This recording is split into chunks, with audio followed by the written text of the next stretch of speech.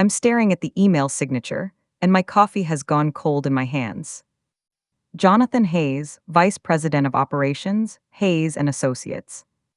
The same Jonathan who promised me forever 7 years ago. The same Jonathan who chose my sister Delilah over me 3 months before our wedding.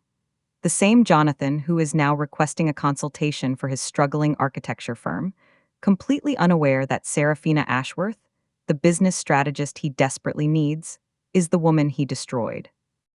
My hands are trembling as I read his message again. He needs help.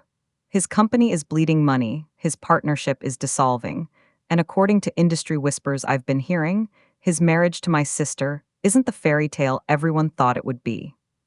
7 years ago, I was a naive 24-year-old who believed love conquered all. Today, I'm a successful business consultant who's rebuilt herself from the ashes of that humiliation.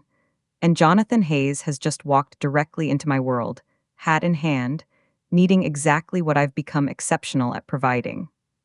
The irony is so perfect it almost hurts. My name is Seraphina Ashworth, and 7 years ago, I thought I had my entire life mapped out. I was working as a junior analyst at a mid-size consulting firm in Denver, living in a cramped studio apartment, and planning a wedding to the man I'd loved since college. Jonathan was charming, ambitious, and had this way of making me feel like I was the only person in the room that mattered. I should have known something was wrong when he started canceling our date nights, claiming work was overwhelming. I should have questioned why he suddenly became so interested in spending time with my family, particularly my younger sister Delilah. But I was so caught up in wedding planning and trying to establish myself professionally that I missed all the signs. Delilah had always been the golden child, 3 years younger than me, effortlessly beautiful with those striking green eyes and platinum blonde hair that looked expensive even when she was broke. She was studying interior design at the University of Colorado, living off our parents' generosity, while I scraped together every penny to build my career. Growing up, our dynamic was complicated. Our parents, David and Margaret Ashworth, owned a successful real estate development company in Colorado Springs. They'd always expected me to follow in their footsteps, but I was drawn to the analytical side of business, understanding market trends, identifying inefficiencies, solving complex organizational problems. Delilah, meanwhile, was the creative one, the people person, the daughter who could charm investors at cocktail parties while I was buried in financial projections. I loved my work at Morrison and Associates, even though I was essentially the office workhorse. My supervisor, Patricia Kellerman, was a brilliant woman in her 50s who'd built her reputation by turning around failing companies. She saw potential in me, but she also pushed me relentlessly. While my colleagues left at 5, I stayed until 8 or 9, perfecting analyses, double-checking calculations, learning everything I could about different industries. Seraphina, Patricia would tell me during our monthly reviews, you have an intuitive understanding of business systems that most people take decades to develop. But you need to learn to advocate for yourself. Being indispensable means nothing if you're invisible. I was working on that, slowly building confidence in client meetings, volunteering for presentations. Jonathan was supportive, or so I thought. He'd listen to me practice pitches in our apartment, offer feedback, celebrate my small victories. When Morrison and Associates landed a major contract with a chain of boutique hotels, and I was assigned as the lead analyst, Jonathan took me to dinner at the most expensive restaurant in downtown Denver. "This is just the beginning, Sierra," he said, using the nickname only he was allowed to call me. "You're going to revolutionize how people think about business consulting." 3 weeks later, everything fell apart. I was supposed to meet Delilah for lunch at a cafe near the university. She'd been acting strange lately, evasive when I called, canceling family dinners, avoiding conversations about my upcoming wedding. I arrived 15 minutes early and saw them through the window before they saw me. Jonathan and Delilah, sitting across from each other at a corner table, their hands intertwined, his thumb tracing circles on her palm the same way he used to do with mine. They were leaning in close, sharing some private joke, and the intimacy between them was unmistakable. This wasn't a casual conversation between future in-laws. This was a couple in love. I stood there for what felt like hours but was probably only 30 seconds, watching my entire future crumble. Then Delilah looked up and saw me through the glass. The color drained from her face, but she didn't let go of his hand. I walked away without confronting them. I drove home, sat in my apartment, and waited. Jonathan came over that evening with flowers, white roses, my favorites, and the most pathetic speech I'd ever heard. How he never meant for it to happen, how he was confused, how he cared about me but realized what he felt for Delilah was different, deeper. How they were more compatible and had a natural connection he'd never experienced before. "I'm sorry, Sierra," he said, looking anywhere but at my face. "I know the timing is terrible, but I can't marry you when I'm in love with someone else. It wouldn't be fair to any of us." Delilah called later that night, sobbing into the phone about how sorry she was, how it just happened, how she never wanted to hurt me. She begged me to understand, to forgive them, to still be her sister. I hung up on her. The next 3 months were a special kind of hell. I had to cancel a wedding, return gifts, explain to friends and family why the golden couple was suddenly no more. Most people were sympathetic but awkward. A few asked uncomfortable questions about what I'd done wrong. Our parents were devastated, not just about the wedding, but about the family fracture. They wanted us to work it out, to find a way to be sisters again. But the worst part was work. I couldn't concentrate, couldn't sleep, barely ate. Patricia noticed immediately, and while she was understanding about my personal situation, she couldn't let my performance slide indefinitely.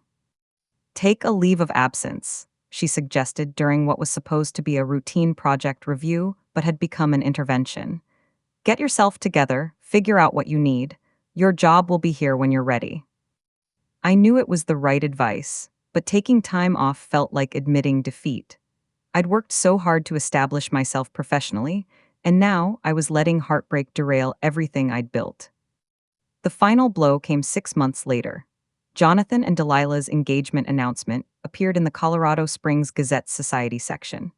The photo showed them at some charity gala, Delilah radiant in a silver gown, Jonathan looking exactly like the successful young executive he'd always wanted to be.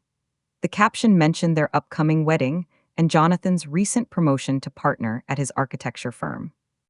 They looked perfect together, happy, like they'd never been touched by the destruction they'd caused. That night, I made a decision that changed everything. I wasn't going to be the victim of their story anymore. I was going to rebuild myself into someone so successful, so accomplished, that their betrayal would become irrelevant. Not for revenge, or at least that's what I told myself, but for my own dignity. I quit Morrison and Associates and used my savings to enroll in an intensive MBA program at Northwestern.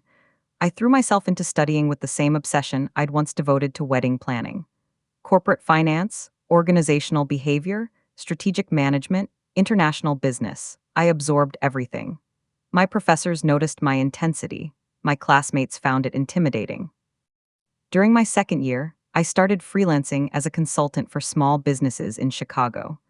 I specialized in operational efficiency and financial restructuring, unsexy but essential work that required the kind of analytical precision I'd always been good at. Word spread quickly in the small business community.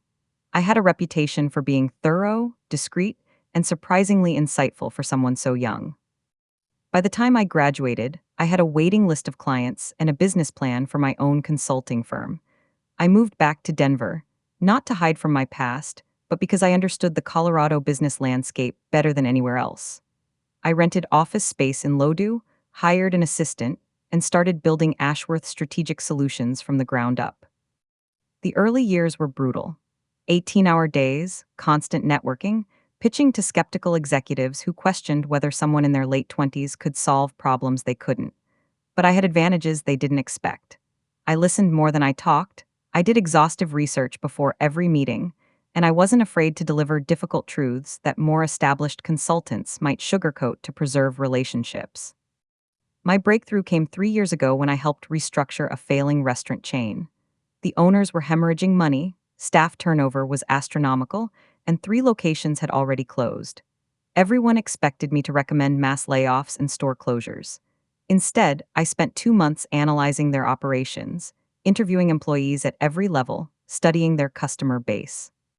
The problem wasn't too many employees, it was terrible management systems. Their scheduling was chaos, their inventory management was antiquated, and their employee training was non-existent. I implemented new systems, restructured their management hierarchy, and created accountability measures that transformed the company culture. Within 18 months, they'd reopened 2 locations and were profitable for the first time in 5 years. The story made the Denver Business Journal, and suddenly every struggling company in Colorado wanted to hire the young consultant who'd saved Romano's family restaurants. Since then, Ashworth Strategic Solutions has grown to a team of 12 employees. We specialize in mid-sized companies facing complex operational challenges, family businesses struggling with succession planning, partnerships on the verge of dissolution, companies adapting to major market changes. It's exactly the kind of work I dreamed of doing when I was that junior analyst at Morrison and Associates, except now I'm the one setting the strategy. Personally, my life has been quieter. I've dated, but nothing serious. I live in a converted warehouse in Rhino, spend weekends hiking in the mountains or reading business biographies. I have a small circle of close friends, most of whom I've met through professional networking. My relationship with my parents has slowly healed. They respect what I've built, even if they don't entirely understand how I did it. Delilah and I haven't spoken since that phone call 7 years ago. I know from family updates that she and Jonathan had a beautiful wedding in Aspen, that they live in a stunning mid-century modern house in Cherry Hills Village, that she's built a successful interior design practice catering to Denver's elite. I know Jonathan's architecture firm has grown significantly, and that he's considered one of the rising stars in sustainable commercial design. I also know, from industry gossip and subtle comments from mutual acquaintances, that their perfect life might not be as perfect as it appears. There are rumors about financial problems at Jonathan's firm, about tension in their marriage, about Jonathan's increasing isolation from their social circle. I've never sought out this information, but in a city like Denver, professional communities are small and interconnected. When you're successful in business, you hear things. Which brings me back to this morning, staring at Jonathan's email, my coffee growing cold as I process the implications of what he's asking. He needs help, real help, the kind of help that could save his business or confirm its failure, and he's asking for it from me, though he doesn't know that yet. I decide to schedule the consultation. Not because I want to see Jonathan again. The thought of sitting across from him in a conference room makes my stomach clench. But because Ashworth Strategic Solutions has built its reputation on taking difficult cases, and turning down a potential client because of personal history would compromise everything I've worked for. At least, that's what I tell myself as I craft a professional response to his inquiry. Mr. Hayes, thank you for reaching out to Ashworth Strategic Solutions regarding your operational challenges. Based on your initial description, this appears to be exactly the type of complex restructuring project we specialize in. I'm available for a preliminary consultation next Tuesday at 2 p.m. in our downtown Denver office. Please bring your last 3 years of financial statements, current partnership agreements, and any documentation regarding the operational issues you mentioned. Our initial consultation fee is $500, which will be applied toward any subsequent engagement should you decide to proceed. Best regards, Seraphina Ashworth, Principal, Ashworth Strategic Solutions *. I hit send before I can second-guess myself, then immediately regret the decision. What am I doing? This is emotional self-sabotage disguised as professional obligation. Patricia Kellerman would tell me I'm being an idiot, that there are dozens of other architecture firms in Denver who need consulting services, that I don't have to prove anything to anyone. But that's exactly why I have to do this. Because if I avoid Jonathan Hayes, I'm still letting him control my life. If I can handle this consultation professionally, objectively, successfully, then I've truly moved past what happened 7 years ago. My assistant, Rebecca, knocks on my office door 20 minutes later with her usual Tuesday morning briefing. The Romano's quarterly review is confirmed for Thursday, she says, settling into the chair across from my desk with her tablet. The Peterson family business mediation has been pushed to next month. Apparently, the brothers are still not speaking to each other. And we got 3 new inquiries over the weekend, including one from some architecture firm that sounds like it's in serious trouble. Hayes and Associates, I say, trying to keep my voice neutral. I'm meeting with them next Tuesday. Rebecca raises an eyebrow. She's worked for me for 2 years and has excellent instincts about which potential clients are worth pursuing. Architecture firm in crisis? That's usually a fun puzzle. What's their story?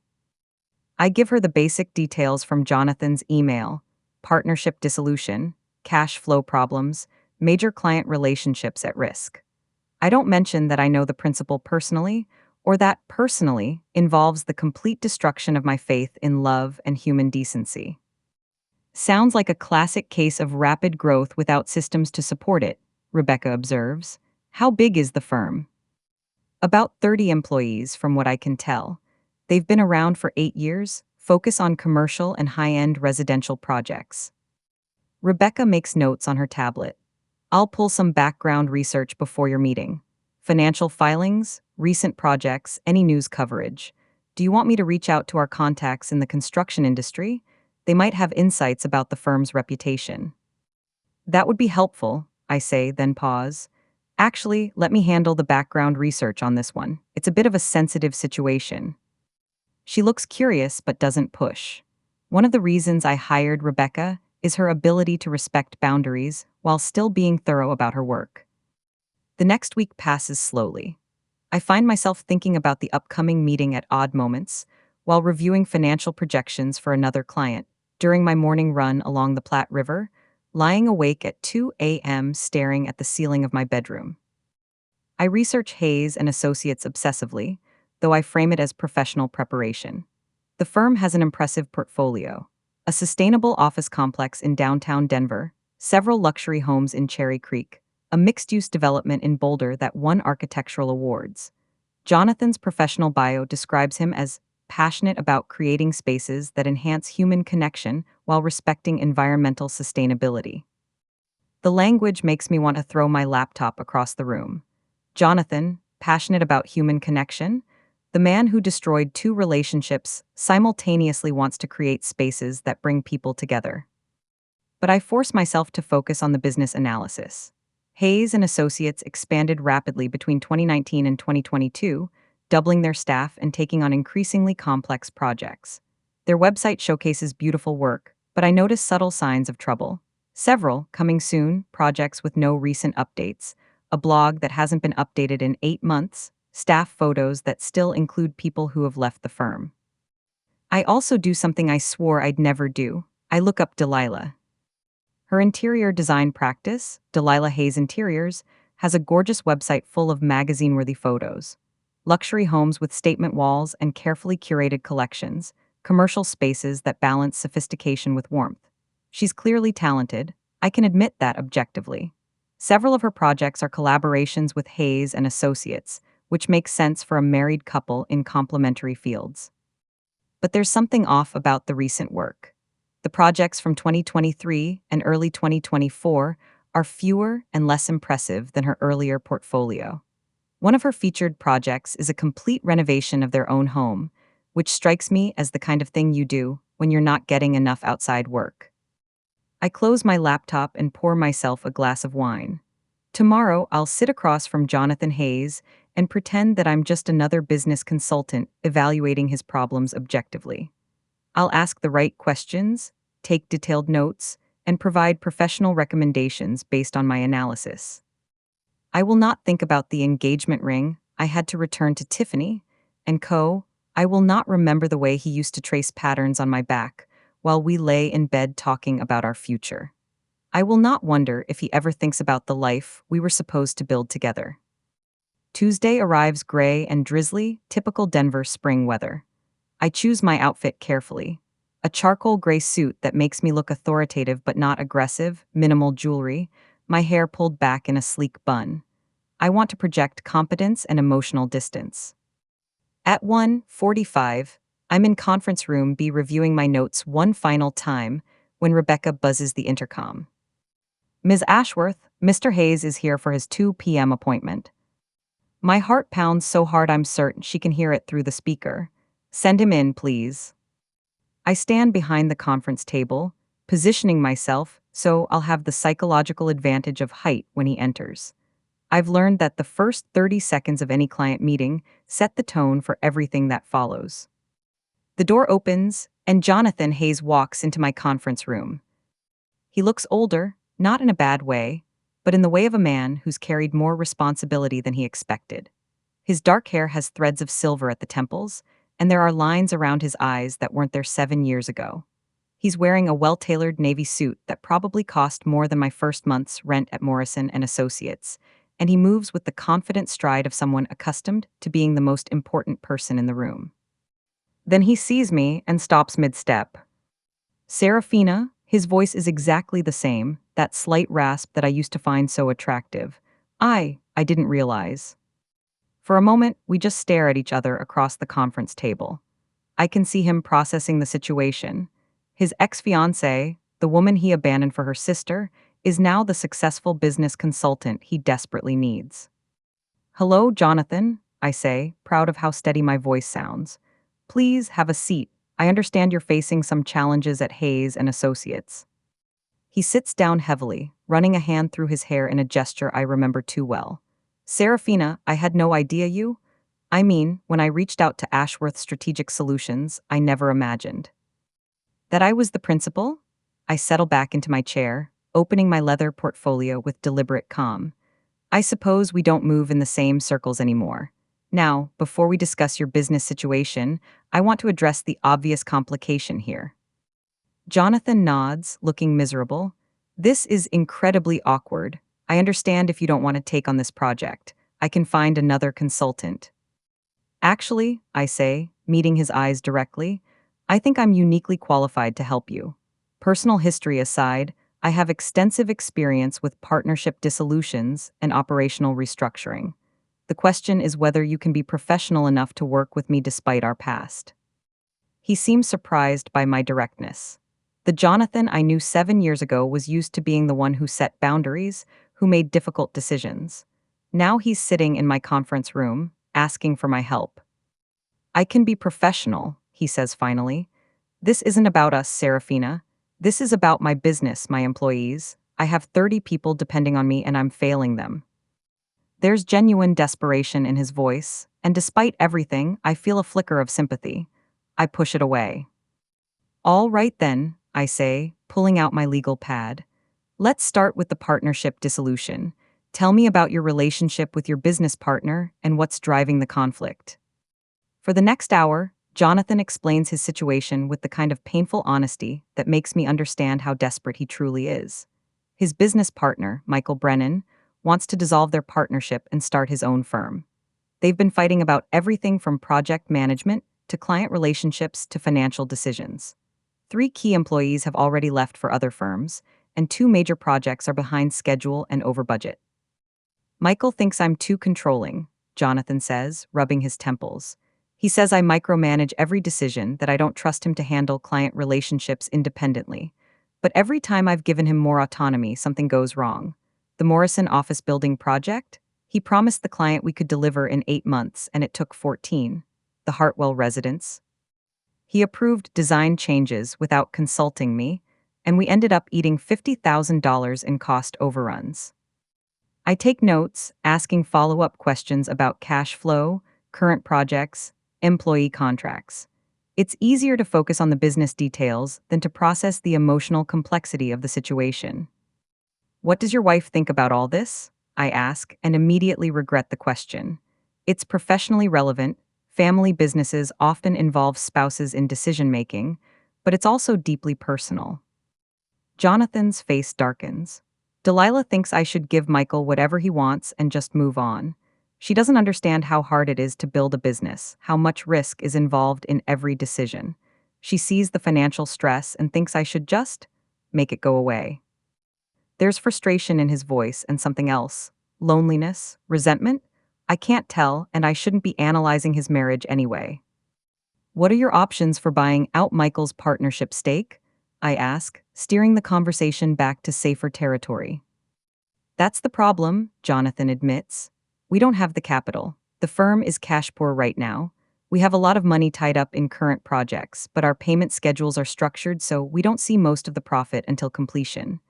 Michael knows this, which is why he's pushing for dissolution rather than buyout. He thinks he can take half our clients with him." I nod, scribbling notes. This is a classic problem in professional services firms: high revenue but terrible cash flow management. I'll need to review your financial statements, partnership agreement, and current project contracts, I tell him. I'll also want to interview key employees confidentially to understand the internal dynamics. Based on what you've told me today, I think there are several potential solutions, but I need more data before I can make specific recommendations. Jonathan looks relieved for the first time since entering my office. So you'll take the case? I pause, considering. Every rational part of my brain is screaming that this is a mistake. Working with Jonathan means regular meetings, detailed conversations about his business, weeks or months of professional interaction. It means learning intimate details about his financial situation, his decision-making process, his daily struggles. It also means having power over his professional future. The recommendations I make could save his firm or confirm its failure. The irony is intoxicating. Yes, I say finally. I'll take the case. My standard engagement for this type of project is 8 weeks with a possibility of extension. The fee is $15,000 plus expenses, half due upon signing the contract, half due upon delivery of my final recommendations. Jonathan doesn't even flinch at the price, which tells me exactly how desperate he is. 7 years ago, $15,000 would have been a significant expense for him. Now, it's apparently a reasonable investment in saving his business. That's fine, he says. When can you start? I'll have Rebecca send you the engagement contract this afternoon. Once we receive your signed agreement and initial payment, I'll begin the analysis process. Plan on this taking most of my time for the next 2 months. He nods, then hesitates.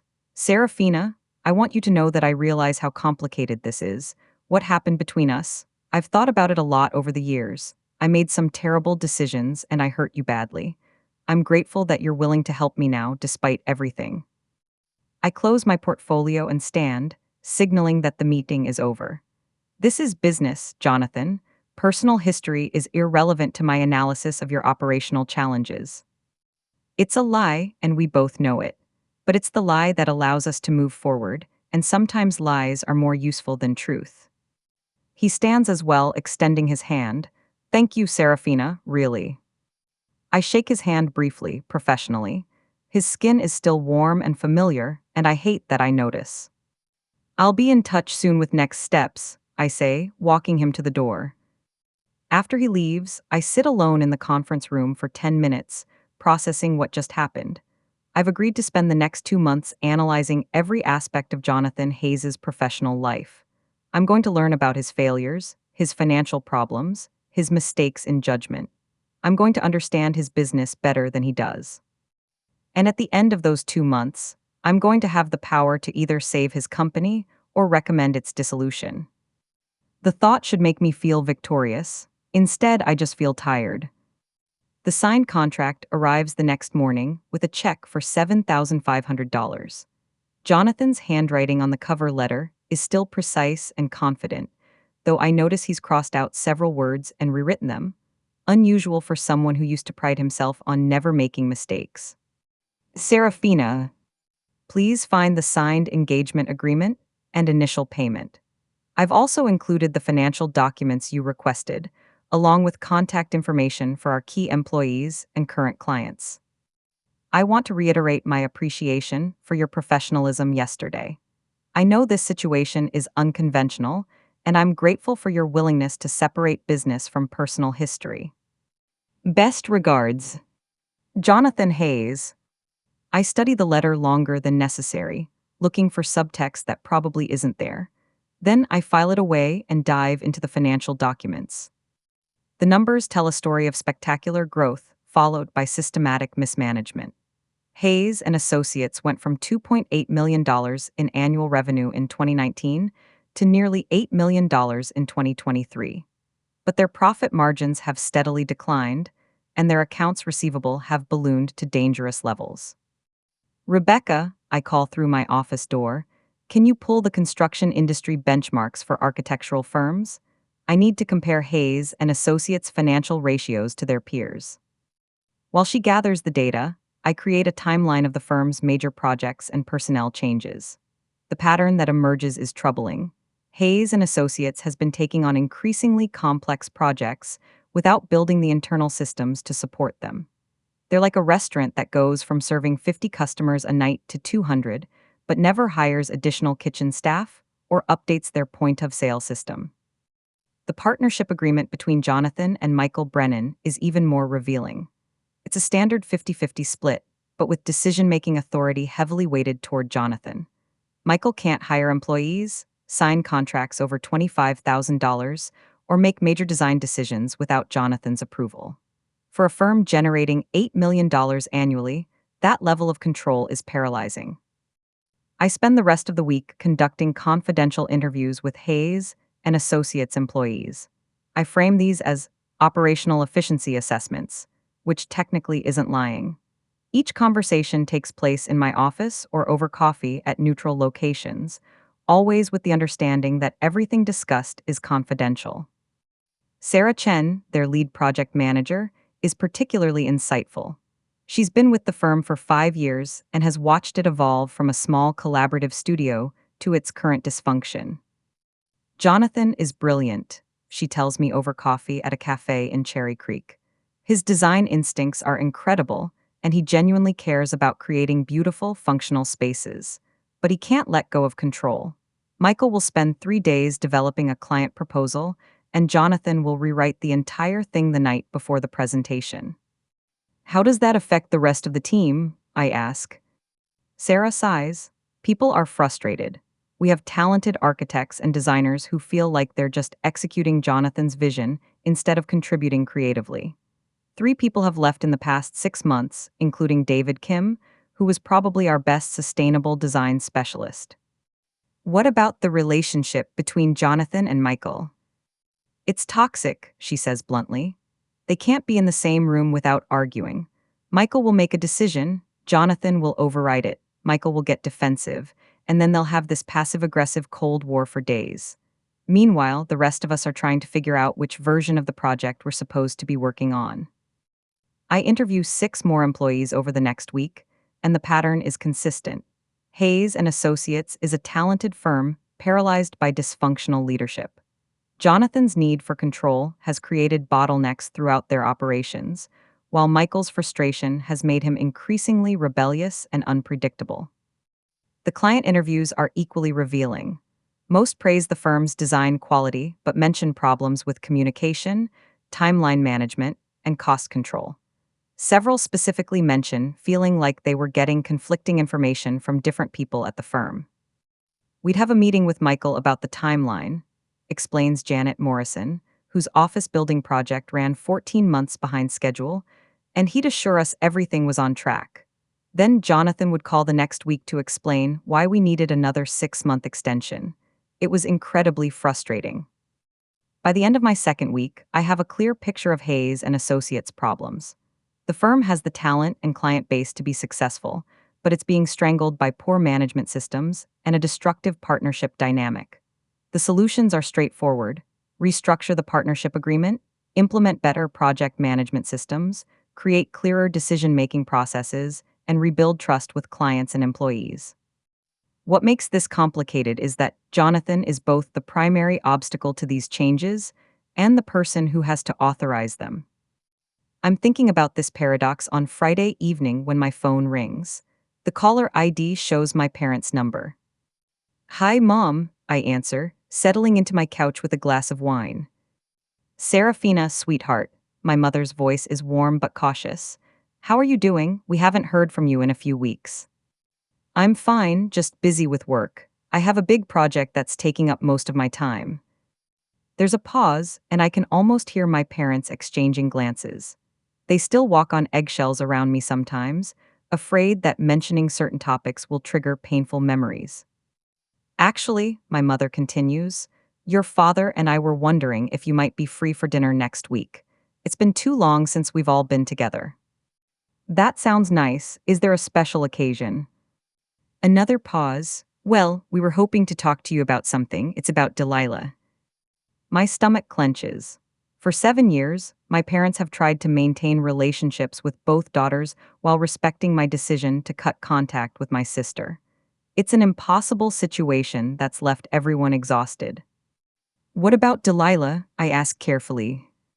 She's been having a difficult time lately, my father says, and I realize he's been listening on another extension. Her marriage is struggling, and she's asked us about reaching out to you. She wants to apologize to try to rebuild your relationship. I close my eyes. Dad, we've talked about this. I'm not interested in reconciling with Delilah. What happened between us can't be undone by an apology. We know, sweetheart, my mother says gently, and we've always respected your decision. But people change, situations change. Maybe it would be worth having one conversation just to see. No, I interrupt. I'm sorry, but no.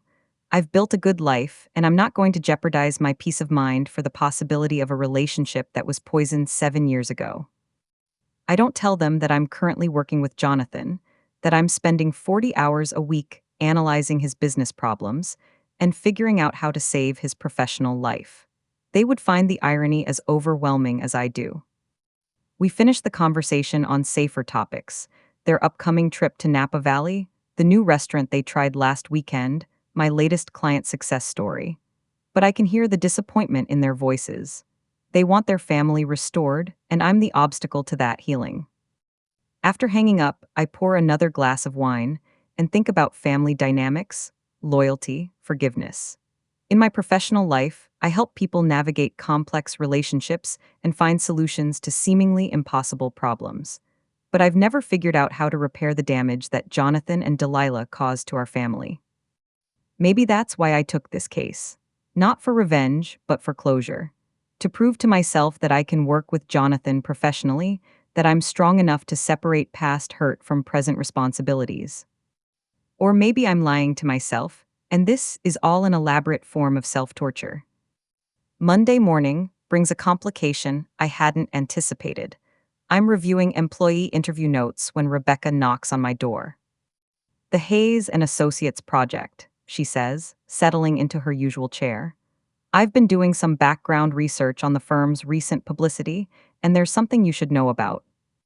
She hands me a printout of a blog post from Denver Architecture Weekly, dated 3 months ago. The headline reads, "Hayes and Associates Facing Internal Turmoil as Partnership Dissolves." I scan the article quickly. It's mostly speculation based on anonymous sources, but it confirms what I've learned from my interviews. The firm is struggling with internal conflicts, several employees have left recently, and there are questions about their financial stability. "This is problematic," I tell Rebecca. "If their problems are already public knowledge, it could affect their ability to retain clients and employees regardless of what we recommend." "There's more," she says, handing me another printout. This is from last week's Society page in 5280 magazine. The second article is about a charity gala for the Colorado Environmental Fund. There's a photo of several local business leaders, including Jonathan and Delilah Hayes. The caption identifies them as supporters of sustainable architecture and design, but what catches my attention is their body language in the photo. They're standing next to each other but not touching, both looking in different directions, their smiles looking forced and professional. "They don't look like a happy couple," Rebecca observes. I study the photo more carefully. Delilah is stunning as always. Her emerald green gown perfectly complements her eyes, and her hair is styled in an elegant updo that probably cost more than most people spend on groceries in a month. But there's something brittle about her smile, and Jonathan looks like he'd rather be anywhere else. Personal speculation aside, I tell Rebecca, this confirms that Hayes and Associates problems are becoming public knowledge. That makes our timeline more urgent. Over the next few days, I finalize my analysis and begin drafting preliminary recommendations. The solutions are complex but achievable. Restructure the partnership to give Michael more autonomy while maintaining Jonathan's creative control. Implement project management software to improve communication and timeline tracking. Hire a dedicated business manager to handle administrative functions, and create clear protocols for client communication. The financial restructuring will be more challenging. Hayes and Associates needs an immediate cash infusion to cover operating expenses while they wait for project payments. They also need to renegotiate payment terms with several clients to improve cash flow. It's doable, but it requires Jonathan to acknowledge that his financial management has been inadequate. Wednesday afternoon, I call Jonathan to schedule our follow-up meeting. "How bad is it?" he asks immediately, skipping past pleasantries. "It's manageable," I tell him, "but it requires significant changes to how you operate. Can you come in Friday at 10 a.m.? I'll have my full analysis ready by then." Should I bring Michael? I consider this. Including Michael in the initial presentation could demonstrate transparency, but it also risks turning my recommendations into another argument between the partners. "Let's start with just you," I decide. "If you're comfortable with my recommendations, we can schedule a separate meeting with Michael." Friday morning arrives with the kind of brilliant Colorado sunshine that makes everything feel possible. I've spent the previous evening reviewing my presentation, anticipating Jonathan's questions and objections. I'm as prepared as I've ever been for a client meeting. Jonathan arrives exactly on time, looking more rested than he did 2 weeks ago. Maybe having someone else analyze his problems has lifted some of the psychological burden. "Before we begin," I tell him, settling behind my desk, "I want to address something that might affect your decision-making process. Your firm's internal problems have become somewhat public knowledge. There was an article in Denver Architecture Weekly 3 months ago, and industry contacts are aware that you're dealing with partnership issues." His face falls. "How bad is the gossip?" "Not catastrophic, but it's affecting your reputation. 2 potential clients mentioned hearing rumors when I spoke with them. That makes resolving these issues more urgent than you might have realized." Jonathan rubs his temples, a gesture I've seen him make repeatedly over the past few weeks. "Great, so everyone knows my business is falling apart." "Not falling apart," I correct. "Struggling with growing pains. There's a difference, and the solution is to demonstrate stability and competence going forward." I open my presentation folder and hand him a bound copy of my analysis. It's 43 pages of detailed recommendations, financial projections, and implementation timelines. "The core problem at Hayes and Associates isn't talent or market demand," I begin. "It's management structure.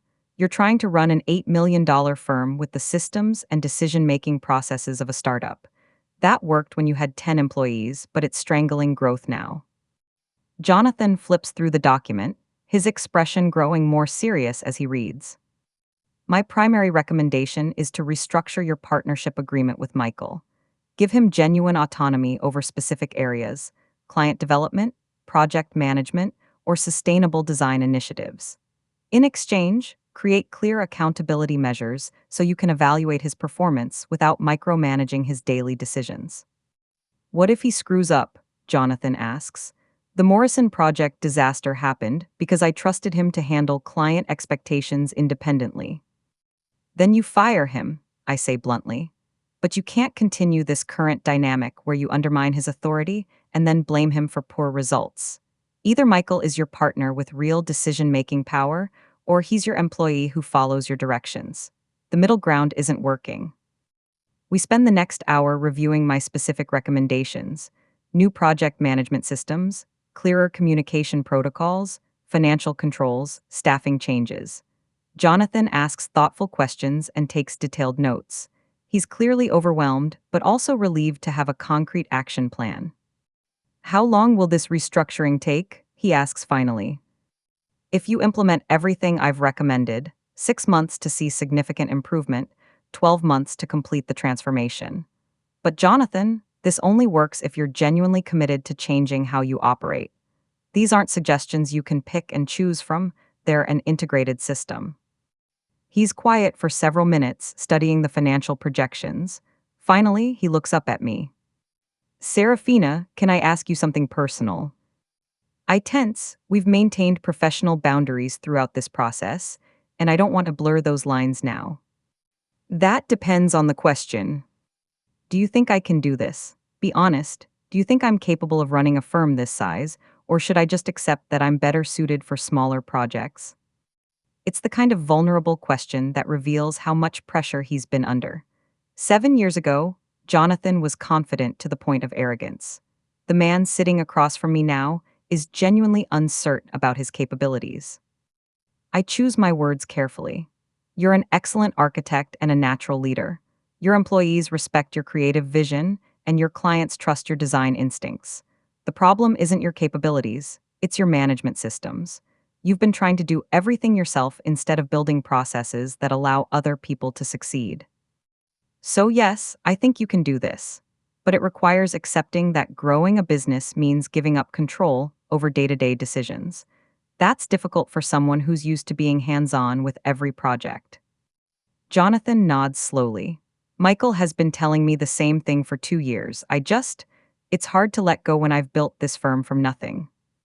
Most successful entrepreneurs struggle with delegation, I tell him. It's not a character flaw, it's a natural result of being personally invested in your work. But continuing to micromanage will kill your growth potential. We wrap up the meeting with a discussion of next steps. Jonathan wants to review my recommendations with his attorney and accountant before making final decisions, which is smart. He also wants to have an honest conversation with Michael about the partnership restructuring. I'll need another week to process everything, he says, gathering his copies of the analysis. Then I'd like to schedule a meeting with you and Michael to discuss implementation. After he leaves, I sit alone in my office feeling oddly deflated. For 3 weeks, I've been completely absorbed in analyzing Hayes and Associates' problems. Now that phase is complete, and I have to wait for Jonathan to decide whether to implement my recommendations. I've done excellent work. My analysis is thorough, my recommendations are practical, and my financial projections are conservative but optimistic. If Jonathan follows my advice, Hayes and Associates will become a more efficient, profitable, and sustainable firm. I should feel satisfied with a job well done. Instead, I feel empty. That evening, I call my friend Amanda, who's been listening to me overthink this situation for weeks. "So, how did the big presentation go?" she asks immediately. "Well, I think he seemed receptive to most of my recommendations." "And how are you handling the weirdness of working with your ex?" I pour myself a glass of wine and settle onto my couch. Amanda is one of the few people who knows the full story about Jonathan and Delilah, and she's been skeptical of my decision to take this case from the beginning. "It's been surprisingly professional," I tell her. "Easier than I expected, actually. We're both focused on solving business problems rather than relitigating the past." Amanda says in the tone that means she doesn't believe me. "And how do you feel about potentially saving his company? About being responsible for his professional success?" It's the question I've been avoiding. "It's just work, Amanda. I analyze problems and recommend solutions. What he does with those recommendations is up to him." "Sierra, honey, this is me you're talking to. It's not just work when your ex-fiancé's livelihood depends on your advice. There's got to be some part of you that enjoys having that kind of power over him." I'm quiet for a long moment, considering her words. Is there satisfaction in Jonathan needing my help? In being the person who understands his business better than he does? In having him sit across from my desk, vulnerable and desperate, while I maintain complete professional control? Maybe, but acknowledging that feels petty and vindictive, and I don't want to be that person. "I just want to do good work," I tell Amanda finally. "Whatever happened between Jonathan and me is irrelevant to whether his employees keep their jobs and his clients get their projects completed." "You're a better person than I am," she says. "If my ex needed my help to save his business, I'd probably recommend bankruptcy just for the satisfaction." After hanging up, I think about Amanda's observation. Am I enjoying Jonathan's vulnerability? Do I feel vindicated by his need for my expertise? Honestly, yes. There's definitely satisfaction in the role reversal, in being the competent professional while he struggles with problems he can't solve alone. 7 years ago, Jonathan saw me as someone who needed his support and guidance. Now I'm the one with answers, and he's the one asking for help. But that satisfaction feels separate from my professional recommendations. I've given him the best advice I can, not because I want to help him personally, but because it's what the situation requires. If he implements my suggestions, Hayes and Associates will succeed. If he doesn't, the firm will probably fail within 18 months. Either outcome is fine with me. I've done my job. Jonathan calls the following Tuesday morning. I want to move forward with your recommendations, he says without preamble. All of them. Michael and I had a long conversation over the weekend, and we both agree that something has to change. When can we schedule the implementation meeting? I check my calendar, surprised by how quickly he's made the decision. Most clients take weeks to commit to major operational changes.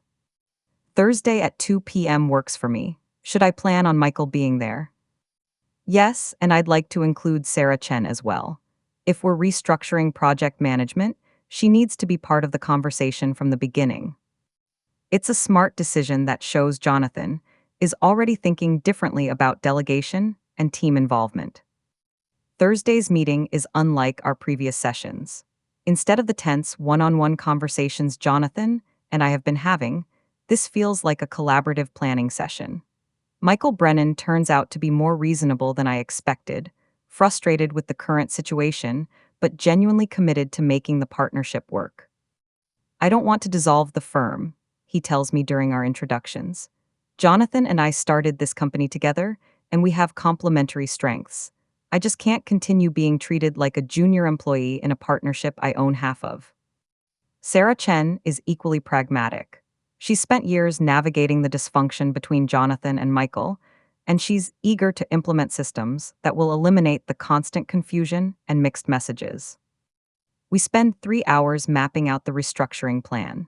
Michael will take primary responsibility for client development and project management, with clear authority to make decisions within defined parameters.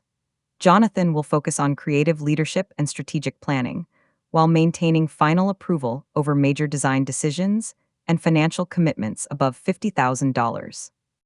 The most delicate negotiation involves accountability measures. Jonathan wants detailed reporting on Michael's activities. Michael sees this as micromanagement. I suggest a compromise: monthly partnership meetings to review project status, financial performance, and strategic decisions, with Sarah serving as project coordinator to ensure information flows between both partners. This only works if you both commit to honest communication, I tell them. Jonathan, that means expressing concerns directly instead of undermining Michael's decisions after the fact. Michael, it means keeping Jonathan informed about potential problems before they become crises. By the end of the meeting, we have a detailed implementation timeline and clear responsibilities for each team member. The energy in the room is optimistic, not because anyone thinks change will be easy, but because everyone finally has a concrete plan. Jonathan walks me to the parking garage after the meeting, the first time we've been alone since my initial presentation.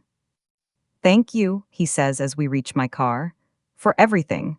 I know this situation has been awkward and I appreciate your professionalism. You're welcome. I think you'll see significant improvement within 90 days if you stick to the plan. He hesitates, clearly wanting to say something else.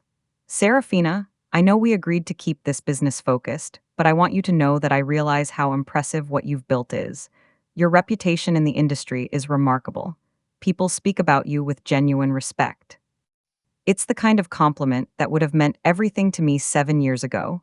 Now it just feels complicated. I appreciate that, I say carefully. I also want you to know that I've thought a lot about what happened between us. The choices I made, the way I handled everything. I was young and selfish, and I hurt you badly. I'm sorry for that. I unlock my car and open the door, creating physical distance between us. Jonathan, we don't need to have this conversation. Maybe not, but I need to say it. You deserved better than how I treated you. I look at him standing there in the parking garage, this man who once promised me forever and then took it away 3 months before our wedding. He looks genuinely remorseful, and I believe he means the apology. But it's 7 years too late to matter. Thank you for saying that, I tell him, but it doesn't change anything. We both moved on, built different lives. This project is just business. He nods, but I can see disappointment in his expression. Maybe he was hoping for forgiveness, or at least acknowledgement that we could be friends, but I can't offer him that kind of closure. I drive home thinking about the strange trajectory of our relationship. 7 years ago, Jonathan had all the power. He was the one who made decisions about our future, who chose to leave me for someone else. Today, I hold most of the cards. I understand his business better than he does. My recommendations will determine whether his firm succeeds or fails, and he needs me more than I need him. The reversal should feel satisfying, but it mostly just feels sad. We're different people than we were 7 years ago, and under other circumstances, we might have been able to build a respectful professional relationship. But too much history stands between us. Over the next month, I monitor Hayes and Associates' implementation progress through regular check-ins with Sarah Chen. The new systems are working better than expected. Project timelines are more realistic, client communication has improved, and the conflict between Jonathan and Michael has decreased significantly. It's amazing what clear expectations can do, Sarah tells me during one of our weekly phone calls. Jonathan and Michael are still very different personalities, but they're not constantly undermining each other anymore. The financial improvements are slower but steady. Hayes and Associates secured a bridge loan to improve their cash flow, and they've renegotiated payment terms with several major clients. They're not out of danger yet, but the trajectory is positive. I'm reviewing their latest financial reports when Rebecca knocks on my office door with an expression I've learned to recognize. She has gossip that might be professionally relevant. "Remember that Hayes and Associates project you've been working on?" she says, settling into her usual chair. "What about it?" "I was at a networking event last night, and I heard some interesting rumors about the owner's personal life. Apparently, his wife has been having an affair." I set down the financial report and look at her carefully. "Where did you hear this?" "Linda Martinez from Apex Construction. She said Delilah Hayes was seen having lunch with some guy at the Cherry Creek Country Club several times over the past month. Very cozy, very not her husband." My stomach drops. I've been so focused on Jonathan's professional problems that I haven't considered how his personal life might be affecting his stress levels and decision-making capacity. How reliable is Linda's information? Pretty reliable. She knows everyone in the construction and design community, and she's not usually wrong about these things. I thank Rebecca for the information and try to return to the financial reports, but I can't concentrate. If Jonathan's marriage is falling apart at the same time his business is in crisis, it explains some of his emotional volatility during our meetings. It also means Delilah is doing to him exactly what they both did to me 7 years ago. The irony is so perfect it takes my breath away. That evening, I find myself driving through Cherry Hills Village, the upscale neighborhood where Jonathan and Delilah live. I don't have their address, but it's not hard to identify their house. A stunning mid-century modern home that was featured in Colorado Homes and Lifestyles 2 years ago. Their house is dark except for one window on the second floor. Jonathan's home office, based on the architectural photos I remember from the magazine article. He's probably working late again, trying to manage the firm's restructuring while dealing with personal problems I can only imagine. I sit in my car across the street for 10 minutes, feeling like a stalker but unable to drive away. This house represents everything Jonathan and Delilah built together after destroying my future.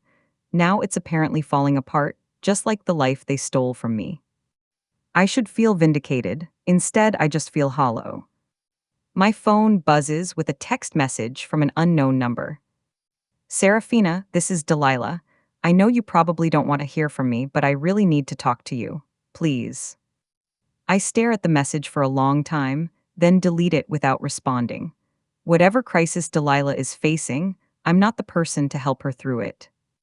But as I drive home, I can't stop thinking about the timing. Jonathan hires me to save his business just as his marriage is collapsing. Delilah reaches out to me for the first time in 7 years, just as rumors about her affair become public knowledge. It feels like the universe is orchestrating some kind of reckoning, bringing all the unresolved pieces of our shared history into collision. I'm not sure I'm ready for whatever comes next. The crisis comes 3 weeks later, on a Tuesday morning that starts like any other. I'm reviewing quarterly projections when Rebecca buzzes my intercom with unusual urgency in her voice. "Ms. Ashworth, Jonathan Hayes is here. He doesn't have an appointment, but he says it's an emergency." I check my calendar. We're not scheduled to meet for another week, when I'll deliver my final assessment of the restructuring progress. Send him in. Jonathan enters my office looking like he hasn't slept in days. His usually immaculate appearance is disheveled, wrinkled shirt, unshaven face, hair that looks like he's been running his hands through it compulsively. Jonathan, what's wrong?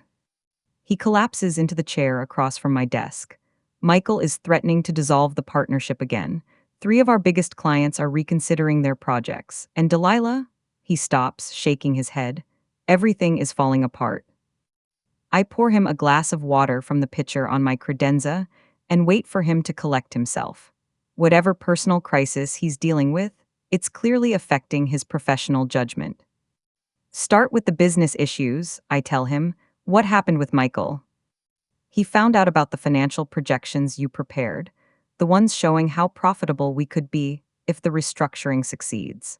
Now he's convinced I'm trying to manipulate him into staying so I can buy him out later at a lower valuation. I frown, but that's not what the projections show at all. They demonstrate that the partnership is more valuable if you work together than if you separate. I know that, you know that, but Michael is convinced I'm scheming against him. He's talking to lawyers again. What about the clients? Jonathan rubs his temples. The Morrison Group heard rumors about our internal problems and wants to pause their office complex project until we demonstrate stability. The Hartwell residence renovation is on hold because Mrs. Hartwell saw an article about partnership disputes at architecture firms and got nervous. And the Boulder mixed-use development, they're meeting with other firms this week. It's a worst-case scenario cascade, exactly what I warned might happen if their problems became public knowledge. But the restructuring should have prevented this kind of crisis. Jonathan, you've been implementing the management changes for 6 weeks. Your internal operations are more stable than they've been in years. Why are clients suddenly concerned now? He's quiet for a long moment, staring at his hands. Because the gossip isn't just about business anymore, it's about my personal life. I wait, though I suspect I know what he's going to tell me. Delilah is having an affair, he says finally. Has been for months, apparently. The whole design community knows about it. Clients are questioning my judgment, wondering if someone who can't manage his personal life can be trusted with their projects. Despite everything, I feel a flicker of sympathy for him. I know exactly what it feels like to have your private humiliation become public entertainment. I'm sorry, I say and mean it. That's incredibly difficult. The worst part is I don't even know if I care anymore. About Delilah, I mean, our marriage has been... He stops himself. I'm sorry, you don't need to hear about this. But I find myself curious despite my better judgment. How long have you known? Officially, 2 weeks, but I suspected something was wrong for months. She was distant, distracted, always finding reasons to work late or travel for projects. When I tried to talk to her about it, she'd accuse me of being paranoid and controlling. He laughs bitterly. Maybe I was controlling. Maybe that's why she found someone else. I study his face, looking for signs of the arrogant man who broke my heart 7 years ago. Instead, I see someone who's genuinely questioning his own behavior, wondering if his need for control destroyed both his marriage and his business. Jonathan, I need to ask you something, and I want an honest answer. Are you telling me about your personal problems because you want professional advice, or because you want absolution?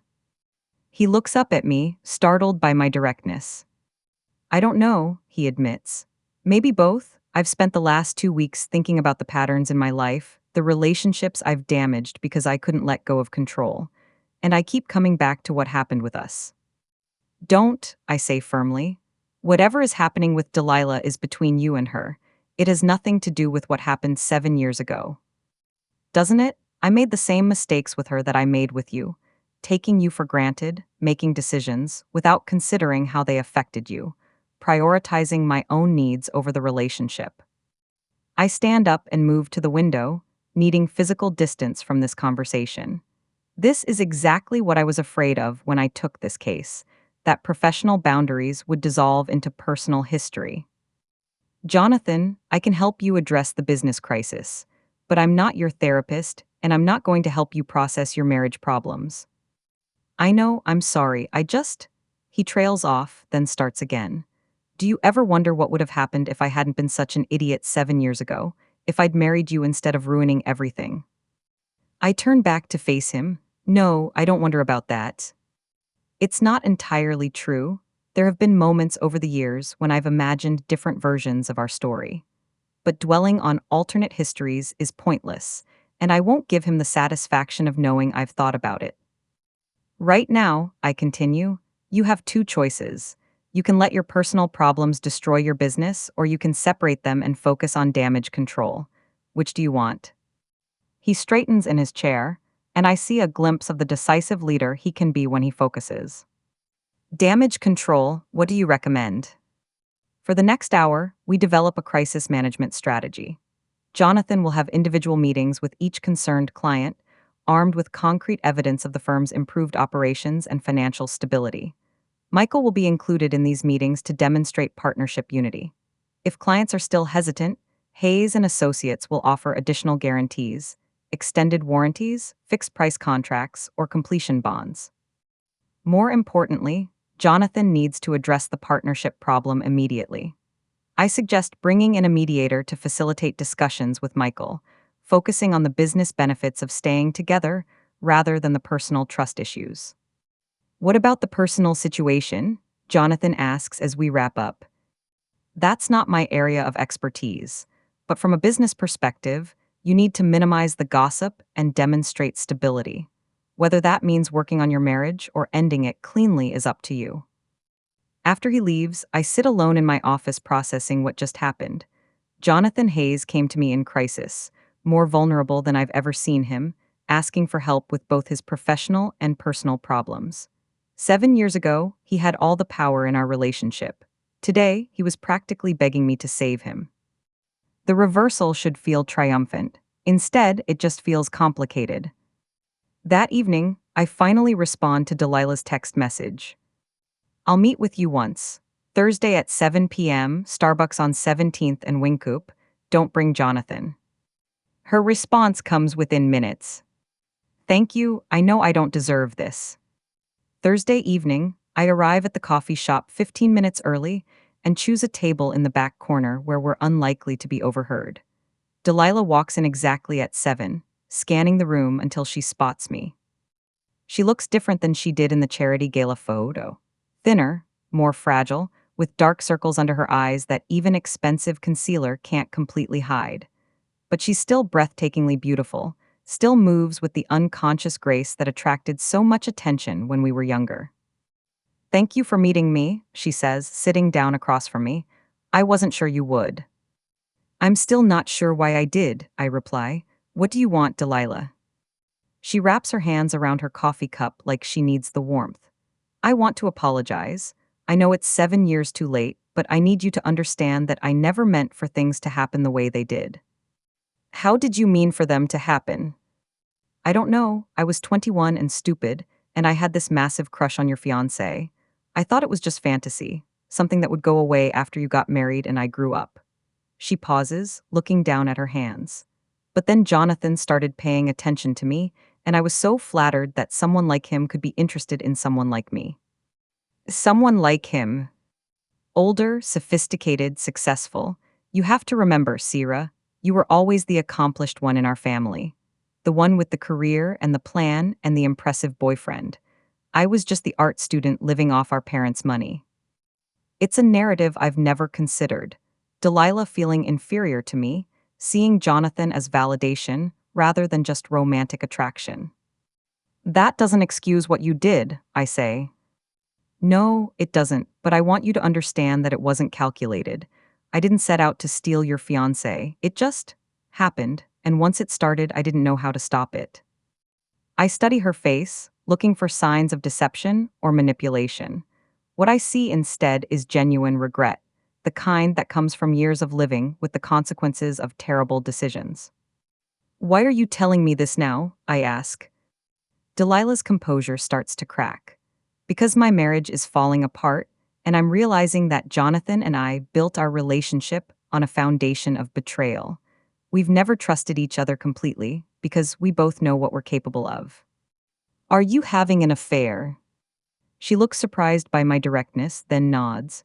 Yes, for the past 4 months, and before you ask, yes, I know how hypocritical that makes me. Why?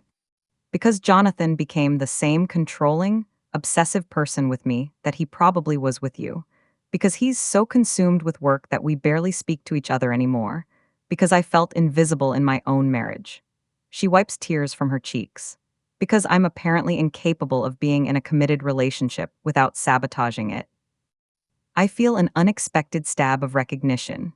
Jonathan's need for control, the way he prioritized work over personal relationships, those were issues in our relationship too, though I'd forgotten about them until now.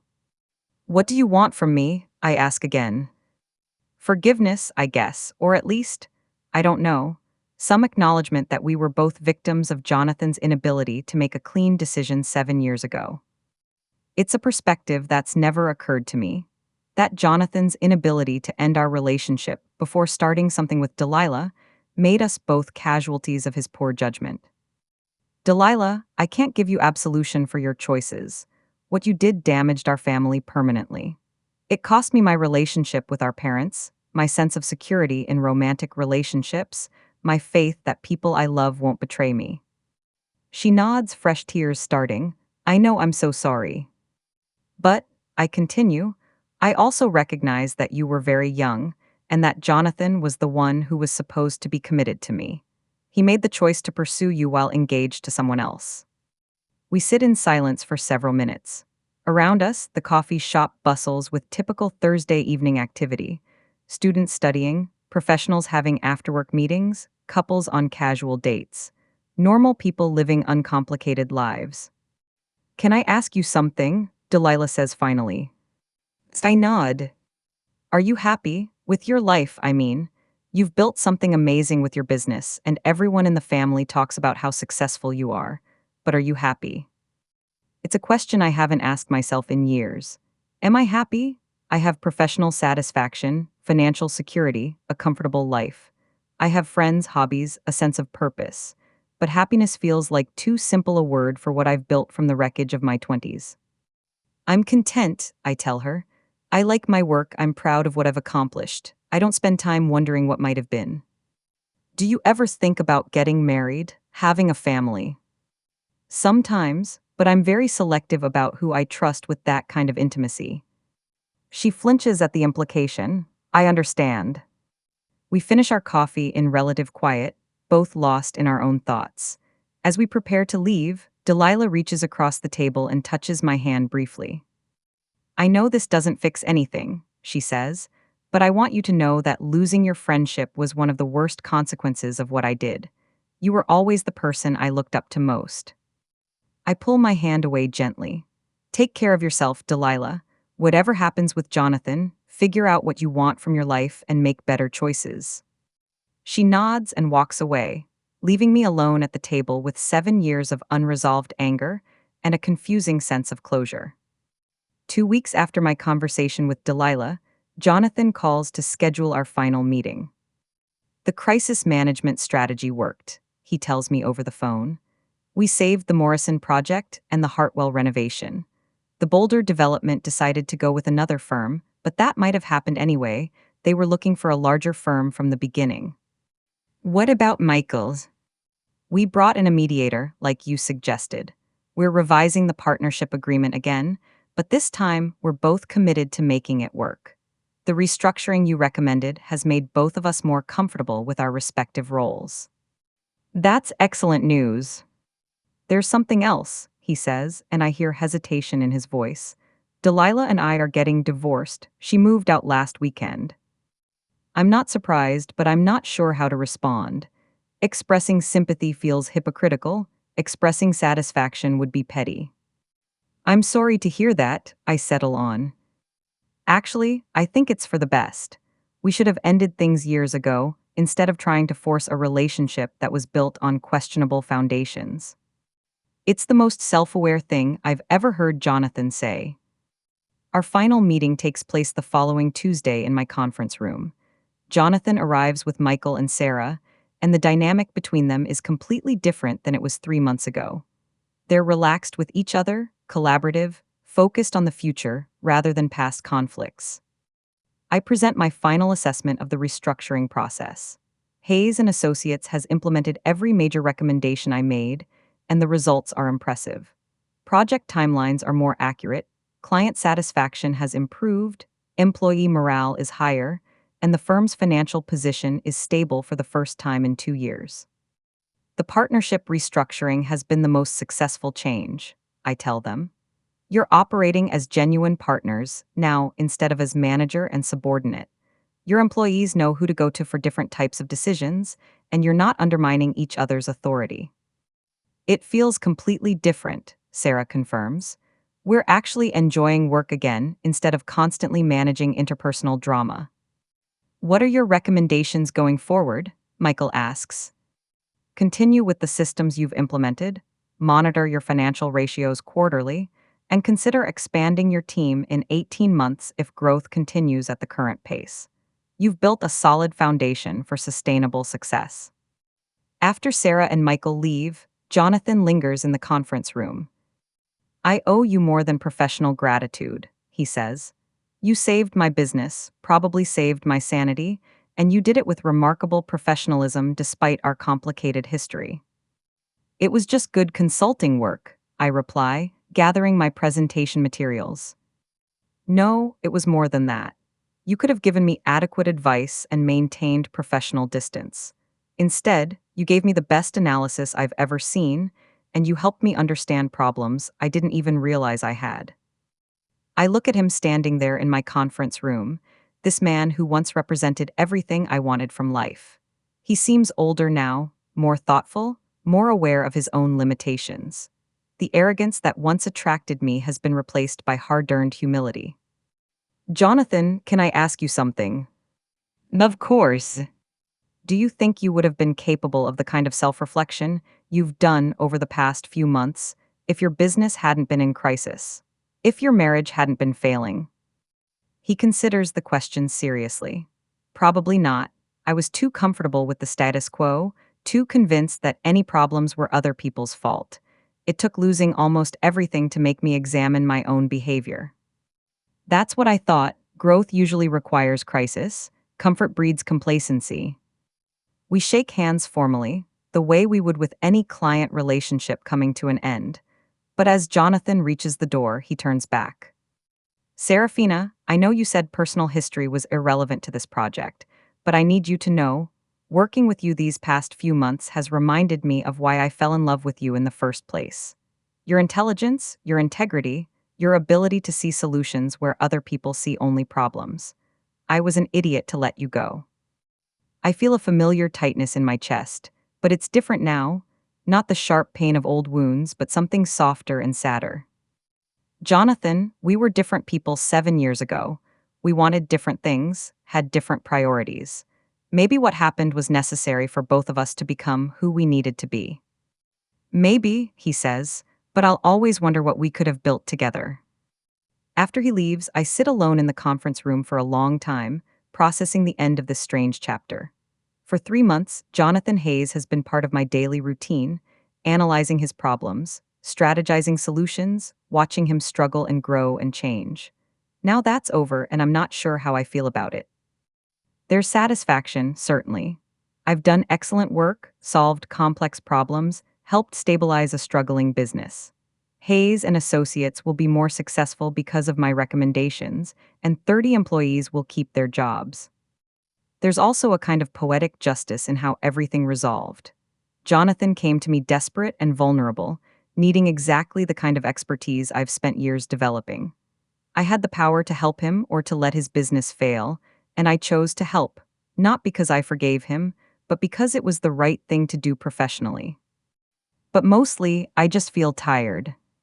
That evening, I call my parents. Seraphina, my mother's voice is warm with surprise. How lovely to hear from you. How are you, sweetheart? I'm good, Mom. I wanted to let you know that I've been thinking about what you said a few weeks ago, about Delilah wanting to reconcile. There's silence on the other end, and I can picture my parents exchanging hopeful glances. I met with her, I continue. We had coffee and talked about what happened 7 years ago. And my father's voice joins the conversation. And we're not going to have a relationship. Too much has happened, too much trust was broken. But I understand now that she was young and made terrible decisions, and I don't carry the same anger I used to. Oh, honey, my mother says, and I can hear disappointment mixed with relief. I'm proud of you for trying. I'm not trying to rebuild our sisterhood, I clarify. But I'm also not going to let what happened continue to poison family gatherings. If you want to have Delilah over for dinner, you don't need to worry about my feelings. We're not friends, but we're not enemies either. It's a small step, but it feels significant. For 7 years, our family has been fractured by the choice between loyalty to me and inclusion of Delilah. I can't fix what was broken, but I can stop demanding that everyone else carry the burden of our conflict. The following week, I receive a handwritten thank you note from Jonathan, along with the final payment for my services. The note is brief and professional, thanking me for my expertise and wishing me continued success. There's no personal message, no attempt to extend our professional relationship into something more personal. It's exactly what I would have written to a client, and I appreciate his restraint. 3 weeks later, Rebecca brings me an article from the Denver Business Journal. Local architecture firm weathers internal storm, plans expansion. The piece profiles Hayes and Associates' successful restructuring and includes quotes from both Jonathan and Michael about their renewed partnership and improved business operations. Your work, Rebecca asks, setting the article on my desk. My work, I confirm. How does it feel to see your client succeed so publicly? I think about her question while I read the article. How does it feel? Professional satisfaction, certainly. Vindication that my analysis was correct and my recommendations were sound. Pride in having solved a complex problem that could have destroyed a successful firm. But there's also something deeper, a sense of completion, of a circle being closed. 7 years ago, Jonathan's decisions devastated my personal and professional confidence. Today, my expertise helped save his professional life.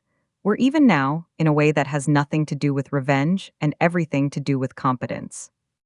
It feels like good work, I tell Rebecca, the kind of project that reminds me why I became a consultant. That afternoon, I receive a call from Maria Rodriguez, the CEO of a struggling restaurant chain in Colorado Springs. Ms. Ashworth, she says, I heard about your work with Hayes and Associates from a mutual contact. My company is facing some similar challenges: rapid growth, management conflicts, cash flow problems. Would you be interested in discussing a consultation?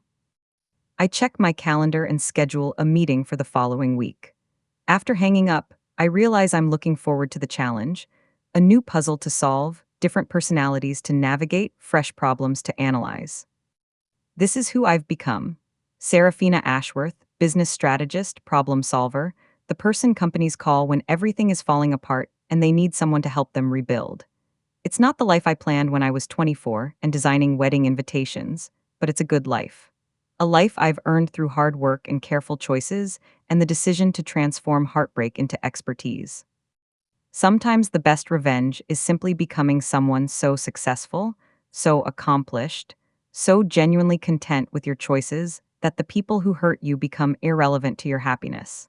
Not because you've forgotten what they did, but because you've built something so much better than what they took away. I don't know what will happen to Jonathan and Delilah as they navigate their divorce and rebuild their separate lives. I don't know if Jonathan will continue to grow as a leader or revert to his old controlling patterns. I don't know if Delilah will learn from her mistakes or repeat them with someone new. What I know is that their choices no longer have the power to define my life. I have clients to help, problems to solve, a business to grow. I have parents who are proud of what I've accomplished and friends who respect the person I've become. I have a life that's entirely my own creation, built from the ground up after everything I thought I wanted was taken away. That's not revenge, that's something much better. That's victory. What would you have done in Seraphina's situation? Have you ever had to work with someone from your past in a professional context? Share your thoughts in the comments below. If this story resonated with you, please rate it -10 and tell us what you'd like to see in future episodes. Your engagement helps us create content that speaks to your experiences. Don't forget to subscribe for more stories about resilience, professional growth, and the complex relationships that shape our lives.